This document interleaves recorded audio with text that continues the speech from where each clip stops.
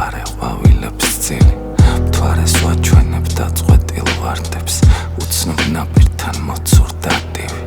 ქროლვით ვიძახებ მათხოვარ ლანდებს სამბახთა შუქი და მგდალი სხივი თვალების დაკვრის ციცოცხლეს ბათებს იქ მხოლოდ დარჩა ჩვენი ნაპირი რაც შევეხები მე მძიმე წარსულს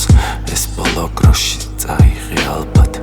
მე არ ავიღებ თამათ ამასუქს რადგან მე მოვალ უშორეს ზღაპრად